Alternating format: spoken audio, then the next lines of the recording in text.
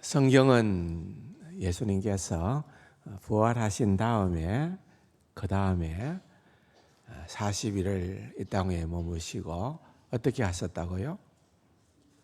성천하셨다. 하늘로 제자들이 보는 가운데에서 올라가셨다고 그렇게 선포하고 있습니다. 잠깐 한번 말씀의 도표를 보면 좋겠습니다. 사도행전 1장 9절에 보니까 이 말씀을 마치시고 그들이 보는 데서 올려져 가시니 그랬습니다. 올려져 가시니. 누가복음 24장에도 보면은 축복하실 때에 그들을 떠나 하늘로 어떻게 해요? 올려지시니. 올려지시니. 마가복음 16장 19절에도 보면은 주 예수께서 말씀을 마치신 후에 하늘로 올려지사. 또 디모데전서 3장 16절에도 보면은 하반부에 영광 가운데서 올려지셨느니라. 성경은 예수님께서 부활하신 후에 또한 이 땅에서의 사역을 감당을 하시고 다음으로 어떻게 하셨다고요? 성천하셨다. 여러분 성천하신 그리스도를 믿으시죠? 그 성천하신 그리스도를 우리가 생각을 할 때에 과연 성천하신 그리스도의 그 사역이 뭘까? 지금은 성천하신 그리스도께서 우리를 위하여서 하시는 일은 뭘까? 그리스도의 부활 다음으로 그리스도의 성천을 저희들이 생각을 해볼 때에 한 3가지 정도로, 그러니까 한 3주에 걸쳐서 성천하신 그리스도다 할 때에 우리가 반드시 기억해야 될 그러한 내용들을 좀 말씀을 통하여서 함께 나누어 보려고 생각합니다. 오늘은 그 첫 번째로 부활하신 성천하신 우리 그리스도 생각할 때 첫 번째로 우리가 기억해야 되는 것은 그분은 우리의 대제사장이시다. 대제사장이시다. 그 주제를 한번 생각을 해보려고 합니다. 그래서 먼저 여러분 시편 24편의 내용을 잘 아는 내용이지만은 다시 한번 다루어 보려고 합니다. 구약 성경은 역시 주제는 예수 그리스도입니다. 메시아가 주제입니다. 시편도 보면은 거기에 근본적으로 들어있는 사상은 다 메시아 사상이에요. 예수 그리스도를 말하고 있는 겁니다. 때로는 고난의 종으로 오신 메시아를 얘기를 할 때도 있고, 특별히 오늘 이 본문 24장은 기독론과 관련되어져서 청교도 신학자들이나 또는 종교 개혁자들이나 많은 기독교 영성가들은 이것을 그리스도의 성천과 관련해서 해석을 합니다. 교회는 전통적으로 이 24편, 시편 24편을 그리스도께서 하늘의 예루살렘에 올라가서 손으로 짓지 아니한 더 크고 온전한 장막에 들어가신 것을 축하하는 찬양으로 이해를 해오고 있습니다. 그러는 가운데에 기독론적인 관점으로 저희들이 조금 더 들어가서 보면은 이 시편을 통하여서 하나님 보좌 우편, 성천하셔서 하나님 보좌 우편에 앉아 계시는 그리스도의 영광을 살펴볼 수 있는 그러한 본문으로 이 말씀을 해석하는 것입니다. 먼저 1절에서부터 6절 우리가 읽지는 않았습니다만은 앞에 6절에 보면은 누가 하나님 앞에 나아갈 수 있느냐, 매우 중요한 질문을 던지고 있습니다. 하나님 앞에 나아갈 수 있는 그 자격 조건은 너무 까다롭고 엄격하고 철저합니다. 3절에 보면은 여호와의 산에 오를 자가 누구며 그의 거룩한 곳에 설 자가 누구인가, 그러면서 손이 깨끗하며 마음이 청결하며 뜻을 허탄한 데에 두지 아니하며 거짓 맹세를 하지 않는 자니라. 한마디로 얘기하면은 범죄치 않은 자다 그 말이에요. 죄를 짓지 않는 자가 하나님의 앞으로 나아갈 수가 있고 하나님 앞에 설 수가 있다. 그러나 여러분, 아담의 타락 이후로 그의 후손된 모든 인류는 누구도 죄에서 자유로울 수가 없습니다. 스스로의 어떠한 노력과 선행으로도 자신의 의를 하나님 앞에서 조금이라도 하나라도 내세울 수 있는 자는 아무도 없습니다. 믿습니까? 우리가 다 나는 고백할 수밖에 없는 것이 죄인입니다. 로마서 8장의 말씀처럼 죄인은 의인은 없나니 한 사람도 없다. 들어는 저 사람은 의인이로구나, 저 사람은 진짜 괜찮았구나, 그럴 사람이 없다는 거예요. 이 땅에 누구도 이 시간에 말씀을 전하는 저를 위시해서 이 자리에서 함께 예배드리는 우리 성도님들 모두는 다 죄인이다. 그런 찬송을 부르지 않습니까? 보혈을 지나 아버지 품으로.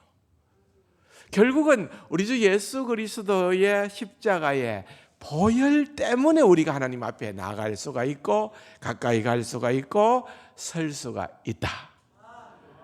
그거예요. 우리는 그런 자들이라는 것입니다.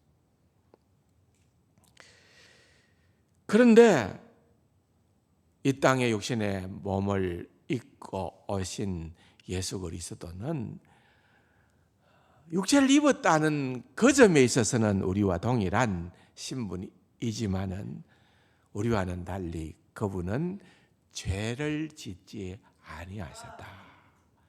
죄를 짓지 아니하셨다 하는 그것으로 보아서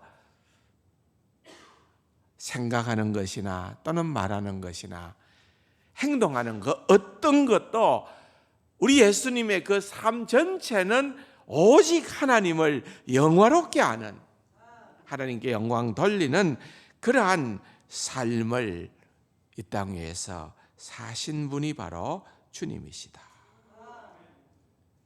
히브리서 7장에 보면은 저자는 얘기합니다.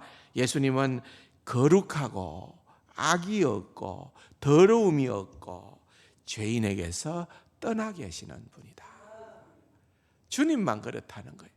주님만 그와 같은 분이다. 그렇기 때문에 하늘 문이 열리면서 하늘로부터 하나님의 음성이 들리시기를 이는 내 사랑하는 자요 내 기뻐하는 자다. 하나님의 음성을 듣게 되어졌던 것입니다. 그래서 여러분 시편 24편 7절은 우리가 담대하게 그렇게 볼 수가 있는 말씀입니다. 문들아 너희 머리를 들지어다, 영원한 문들아 들릴지어다, 영광의 왕이 들어가시리로다. 이것은 예수님이 자기 선언을 하시는 겁니다. 여러분, 하늘의 천상의 문을 향하여서 이 땅에 누구도 이렇게 외칠 수 있는 이는 없습니다. 오직 우리 주님 밖에는 없습니다. 이 음성을 듣게 얻게 되어진 천사들이 얼마나 놀랬겠습니까? 한 번도 들어보지 못한 그 음성입니다.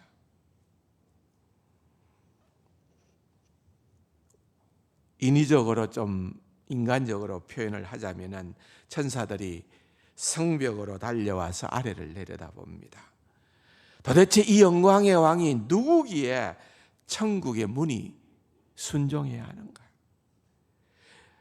이분은 누구이기에 자기의 이름으로 와서 자신의 공로로 천국 입성을 요구하는가?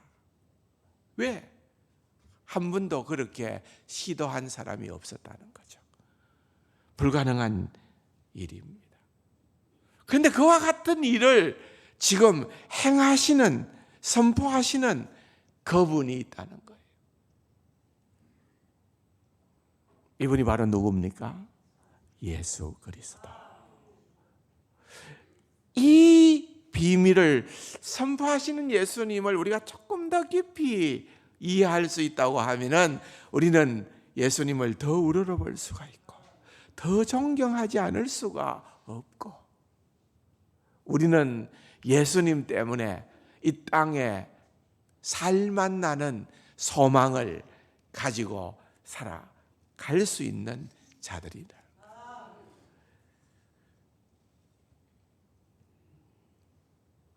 이 영광의 왕이 도대체 누구신가?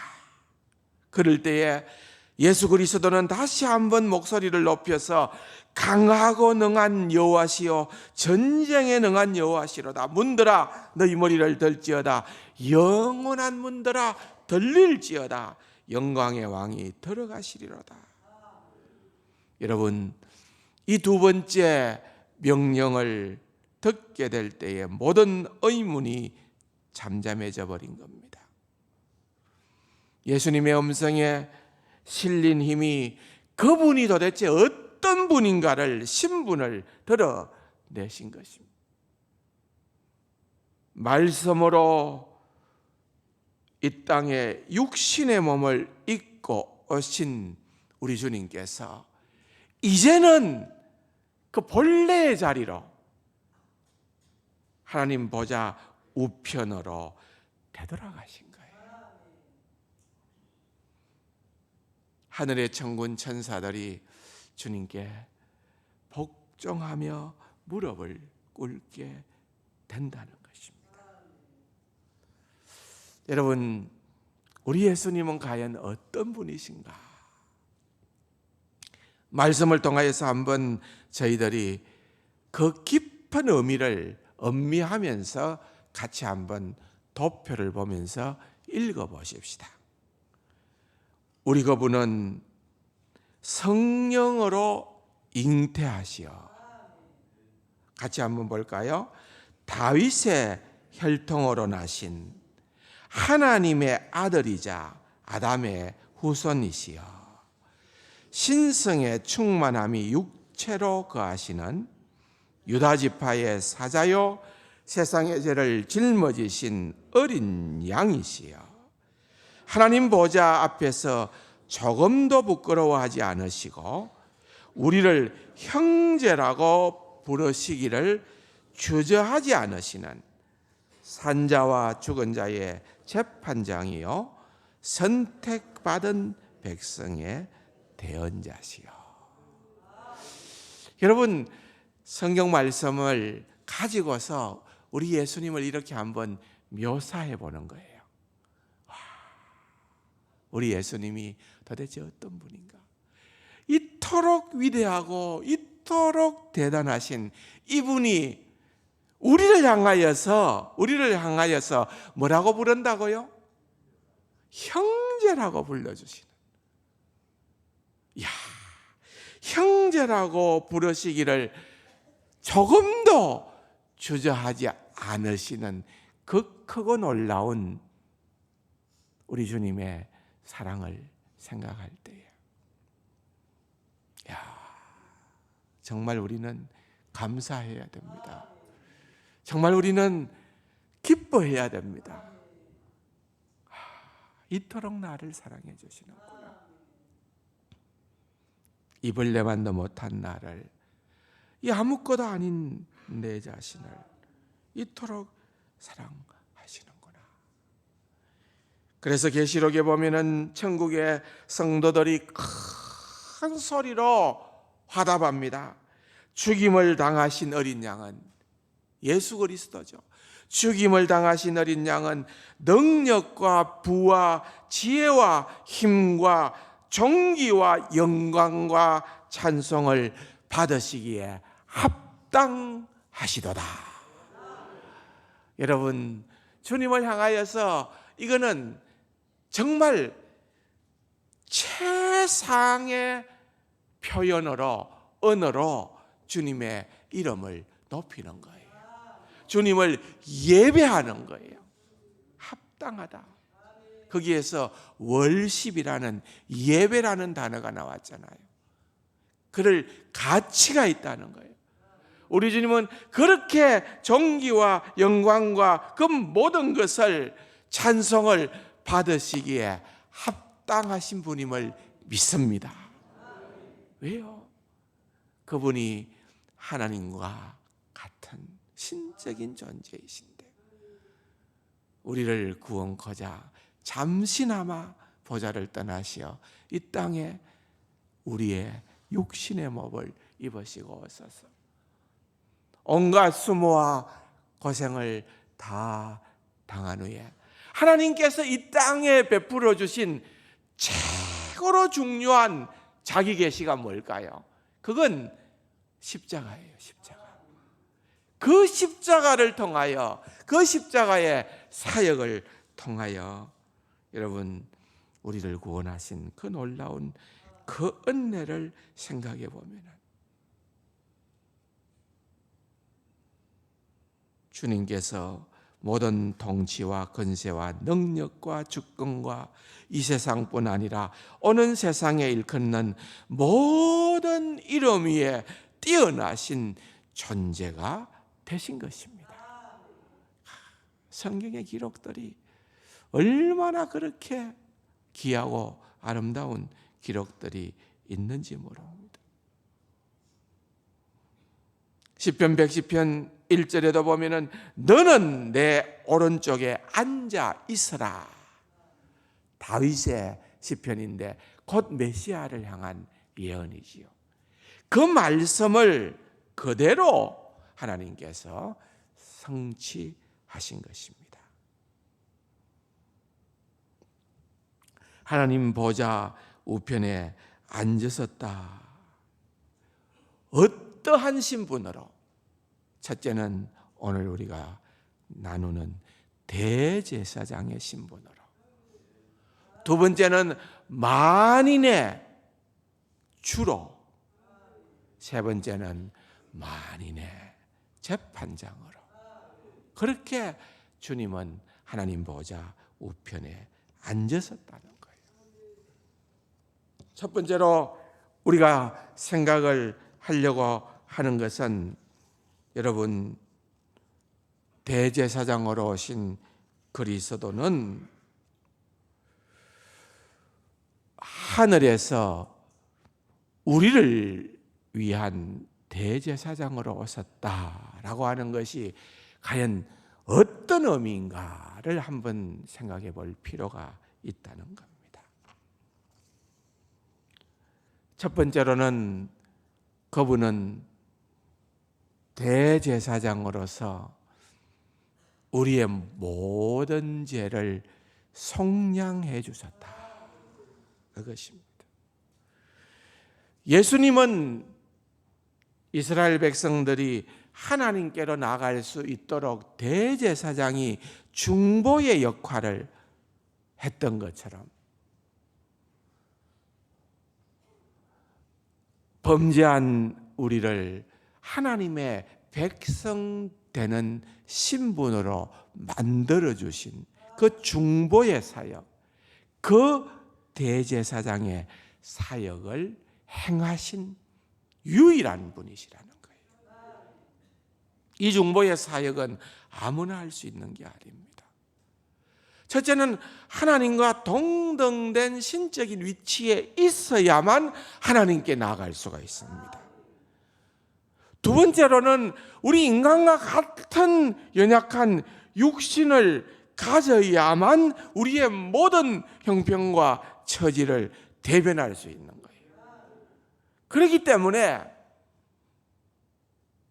우리 예수님은 그와 같은 신분을 가지시고 인성과 신성을 가지시고 우리를 하나님께로 연결시키는 그러한 중보자로서 우리의 모든 죄를 속량해 주신 그러한 주님이심을 우리는 믿는 것입니다. 기브리서 10장에 보면은 이런 표현이 나옵니다. 제사장마다 매일 서서 섬기며 자주 같은 제사를 드리되 이 제사는 언제나 죄를 없게 하지 못하거니와 오직 그리스도는 죄를 위하여, 그다음 같이 한번 볼까요? 한 영원한 제사를 드리시고 하나님 보좌 하나님 우편에 앉으사 그 후에 자기 원수들을 자기 발등상이 되게 하실 때까지 기다리시나니 그가 거룩하게 된 자들을 다음에 보니까 뭐라고요? 한 번의 제사로 영원히 온전하게 하셨느니라. 한 영원한 제사, 한 번의 제사, 그건 뭘 의미하는 걸까요? 예수님의 십자가의 죽음이에요. 여러분, 예수님의 십자가에 죽으신 한 영원한 제사, 한 번의 제사는 여러분 온전한 제사입니다. 제사장들이 해마다 죄를 사하기를 간구하는 마음으로 들어갔던 것이 아니라 예수님은 단 한 번의 제사로 영원히 온전케 하셨느니라. 이 비밀은 너무 커요. 여러분 생각해 보세요. 그 십자가에서 예수님이 죽으심으로 말미암아 우리의 죄가 함께 거기에 얹힌 거예요. 저와 여러분들의 죄가 사함받은 줄 믿습니다. 그런데 우리의 죄가 어떤 죄가 사함받았을까요? 우리의 과거에 지은 죄, 우리가 현재 짓고 있는 죄, 우리가 앞으로 미래에 지을 죄, 이 모두를 다 한꺼번에 우리 주님께서 십자가에서 죽으심으로 다 사해 주셨다. 믿습니까? 우리가 죄를 지을 때마다 그때 우리 예수님께서 아이고 아무개 또 죄 지었는데 아버지 용서해 주이소. 마지못해 아버지는 용서할 수밖에 없는 그런 모양새가 아니라는 거예요. 그럼 우리가 예수님과 하나님을 전혀 잘못 이해하고 있다는 거예요. 성경은 선언합니다. 십자가의 공로는 부족함이 없습니다. 십자가의 죽으심은 완성되었다는 거예요. 그 구속의 사역이 하나님의 오른편에 앉으셨다라는 것은 곧 속죄가 완성되었다는 확실한 증거를 보여줍니다. 믿으십니까? 바로 그 점입니다. 그래서 저와 여러분들의 모든 죄가 우리 주 예수 그리스도의 그와 같은 중보 사역으로 인하여 다 해결함을 얻게 되었다. 아멘이시죠? 할렐루야시죠? 구원자 되시는 예수님을 찬양하기를 바랍니다. 두 번째로 대제사장, 중보자라는 말의 의미는 그럼에도 불구하고 주님은 우리를 너무 사랑하세요. 그래서 끊임없이 택함 받은 자녀 저와 여러분을 위하여 주님이 하늘 보좌 우편에서 뭐 하고 계신다? 기도하고 계신다는 겁니다. 우리를 위하여 간구하시는 분이시다. 성경을 한번 볼까요? 로마서 8장 34절 누가 정죄하리요? 죽으실 뿐 아니라 다시 살아나신 이는 그리스도 예수시니 그는 하나님 우편에 계신 자요 우리를 위하여 뭐 하는 자라고요? 간구하는 자. 히브리서 7장 25절에도 보면은 그러므로 자기를 힘입어 하나님께 나아가는 자들을 온전히 구원할 수 있으니 이는 그가 항상 살아 계셔서 그들을 위하여 뭐 한다고요? 간구한다. 간구한다. 여러분 여기에 사용되어지는 헬라어 단어 엔투카노라고 하는 말을 사용하는데 이 말은 기도, 간구, 중재 그것을 의미하는 거예요. 메시아의 중보 사역과 관련해서 이사야는 히브리어 동사인 파가라는 단어를 사용했는데 그 말도 간청하다, 중재하다. 이사야서 53장 12절에 나타나는 말이에요. 그렇기 때문에 이 단어를 계속해서 깊이 묵상을 하고 그 의미와 문맥에 충실한다면은 우리 그리스도께서는 또한 우리 주님의 중보 사역에는 선택받은 그의 백성들을 위하여 하나님께 중보 기도하는 것을 포함한다는 것을 우리는 결론 내릴 수가 있다는 것입니다. 왜? 그분은 합당한 중보자라는 거예요. 그러니까 그분은 인간의 몸을 입으셨기 때문에 우리의 모든 것을 체휼하시고 우리의 모든 것을 다 아시는 분이시다. 여러분의 형편과 처지와 지금의 심정과 모든 상태를 우리 주님이 아실까요? 모르실까요? 믿습니까? 아시는 분이세요. 그렇기 때문에 우리에게 필요한 것이 무엇인가를 아시기 때문에 우리를 위하여 중보기도 할 수 있는 또 그분은 하나님과 같은 신성을 가지신 하나님이시기 때문에 우리보다 더 월등하게 비교할 수 없을 만큼 하나님의 뜻을 알까요? 모를까요? 알죠. 그러니까 중보 기도는 우리 주님이 우리를 위하여서 하시는 중보 기도는 우리의 필요를 위한 그것 플러스 하나님의 뜻을 이루기 위한 그러한 간구를, 그러한 기도를, 그러한 중재를 행하시는 분이 우리 주님인 줄 믿습니다. 그것이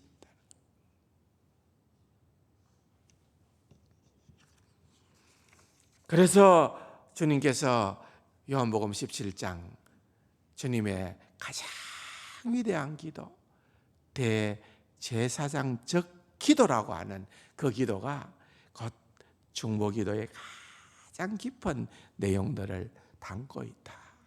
그래서 너무 중요한 예수님의 기도가 요한복음 17장이다.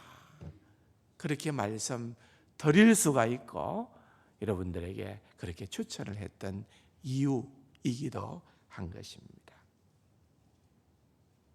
또 중보자로서 예수님은 세 번째예요. 첫 번째는 죄를 속량하고 두 번째는 뭐라고요?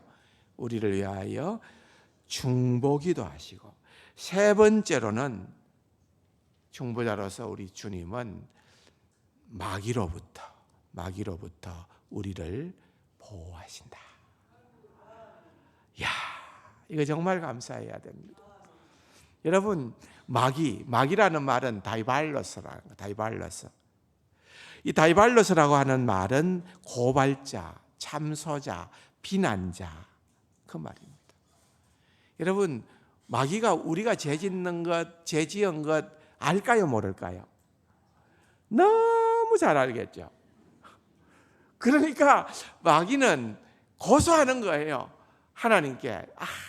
저 아무개 이런 죄를 짓는데, 이런 형편없는 자인데, 이런 자인데, 비난하고 고소하고 고발합니다. 그런데 여러분, 우리 주님께서 그럴 때에 우리를 보호하시는 것이 우리의 어떤 행동 때문에 그런 것이 아니라 자신이 행하신 온전한 사역으로 우리를 변호하시는 겁니다. 그래, 맞다. 네가 말하는 거 그거 얼마든지 맞다. 그런데 내가 그것 때문에 내가 죽었다. 내가 십자가에서 내가 내 속의 죽음을 죽었다. 여러분, 결단코 마귀의 고소는 예수 그리스도의 보혈을 뛰어넘을 수 없습니다. 이길 수 없다고 말입니다. 이길 수 없다.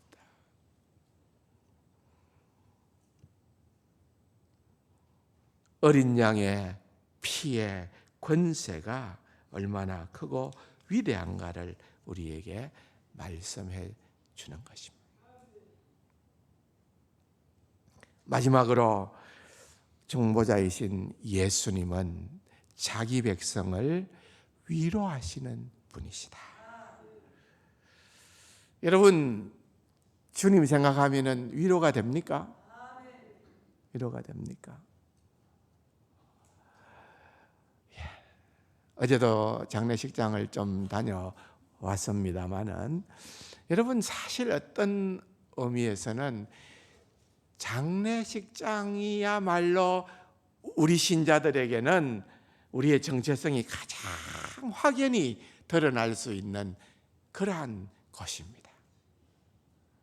물론 육신적으로는 슬퍼할 수밖에 없고 당연한 일이라고 하지만은 여러분, 이 세상에 우리가 두려워하는 결단코 인간이 정복할 수 없는 그 죽음의 권세를 그 자리에서 우리는 능력으로 이기신 부활의 주님, 영생의 주님, 그분으로 인하여 우리가 사망아 너의 쏘는 것이 어디 있느냐. 우리가 얼마든지 그 자리에서 승리의 노래를 부를 수 있는 그러한 담대함, 바로 우리에게는 궁극적인 소망인 줄로 믿습니다. 여러분, 그렇다고 한다면 우리가 이 세상에서 사실 만날 수 있는 가장 큰 두려움과 공포는 죽음 아니겠습니까?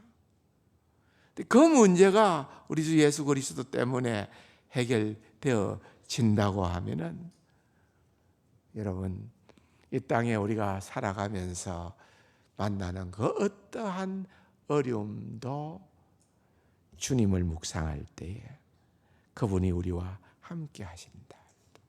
그분이 우리의 목자가 되신다고 할 때에 여러분, 우리에게는 넘치는 위로가 될 줄로 믿습니다. 오늘 본문을, 신약의 본문을 다시 한번 보고 마무리하겠습니다. 14절에 그러므로 우리에게 큰 대제사장이 계시니 성천하시니 곧 하나님의 아들 예수시라. 우리가 믿는 도리를 굳게 잡을지어다. 우리에게 있는 대제사장은 우리의 연약함을 동정하지 못하실 리가 아니요 모든 일에 우리와 똑같이 시험을 받으신 이로되 죄는 없으시니라. 그런데 그 다음 절에 보면 더 놀라운 말씀이 나와요. 그러므로 우리는 긍휼하심을 받고 때를 따라 돕는 은혜를 위하여 얻기 위하여 은혜에 보좌 앞에, 주님 앞에 담대히 나아갈지니라. 주님 앞에 나아가기를 축원합니다. 주님 앞에 나아갈 때는 예외 없이 우리에게 필요한 넘치는 위로하심이 주께로부터, 하늘로부터 임하기를 간절히 소망합니다. 그러한 믿음 생활을 할 수 있는 우리 주님의 성천하심이 우리에게 얼마나 놀라운 큰 위로와 힘이 되는가를 놓치지 말고 살아가시는 사랑하는 우리 세간 가족들 다 될 수 있기를 주님의 이름으로 축원합니다. 좋으신 아버지 하나님, 주신 말씀 기억하며 여주동행 주님과 함께하는 귀하고 복된 우리 세간 가족들 다 되게 하여 주옵소서. 예수님의 이름으로 감사기도 드립니다. 아멘.